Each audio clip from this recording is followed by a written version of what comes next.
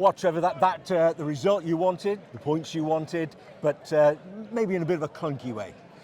Yeah, it was a little bit clunky. I think the first half, when we got pace into the game, got into a bit of our attacking shape, then we made it look easy at times. But Hartpury, a dogged side, it did become a very sort of set piece game. We lost the pace in the game, and then we sort of struggled come the end.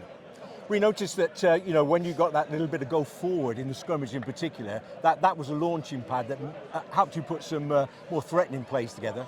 Yeah, I think sort of 60 minutes in, when we made a couple of changes, we got out of our own half, got into theirs, but we just probably couldn't stretch ourselves away on the scoreboard really. So and then a couple of discipline issues at the end. Suddenly put you down to 13 men. You're 6 points clear.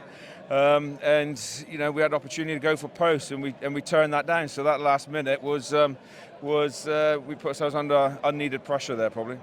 Selection for this, we talked about the idea, you talked in the week about the idea of young players having a chance to show what they can do, and some players, experienced players who haven't had game time, putting their show on the road. And it was those experienced players today who really put the foundation in for this win, wasn't it?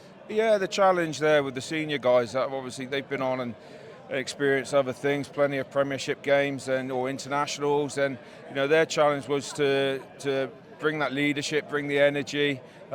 So the younger guys were on a different journey. They're just starting out. They're on their first game. Some have sort of even played for Hartpury the last 6 weeks. It was a good challenge. And we only had 23, 22 players for most of the week to sort of like implement everything we wanted to do. So I thought they came through it really well. I said to them beforehand, I said, look, I really enjoyed the week coaching you guys. You've brought loads of energy, loads of enthusiasm. Don't leave it on the training field. You've got to now put it onto the pitch. And I thought they did that for most parts, and they'd have learned some stuff as well. You can't substitute game time, can you? So you can imagine that your training this week is going to be at a completely different level than last week. You've got something to work on, foundation. They know the pace, what the game's going to be. It's going to be, what's the terminology? Maybe far more effective this week to get into play the things you want to happen. Yeah, well, like some of them that have come back from loan, they're in and around the team, but they're not training with the team week in, week out. So it's important that they've had that week's experience now. They know what to expect next week. Hopefully we'll probably have a few more players on the training field next week as well to challenge them a bit more during the week, so we get more intensity into our session. And just the combinations as well, being selected alongside someone you wouldn't have previously played with. So all those things sort of like now can start to develop, and they can get a better understanding of each other. Some individual plays as well. We were impressed. Charlie Chapman, working all game, and then he made a great break. Pace looked to be closed down, but had the awareness to play heads up, put the ball wide for Josh Hathaway's try. Having not had much game time, that was a classic piece of play. Yeah, I was really pleased for Chappers because he has sort of been sat in the background. Obviously, Thomas Williams has come in, has been exceptional for us, hasn't he? And so he has been in the backfield a little bit, and to come out and sort of like play the way I did, I thought he got the ball away from breakdown really well. The ball, once the ball was there, he was moving it. But if you give Chappers a bit of space as well, he will take it. And if he doesn't finish it himself, then having that awareness to put that kick into the wingers' hands was important.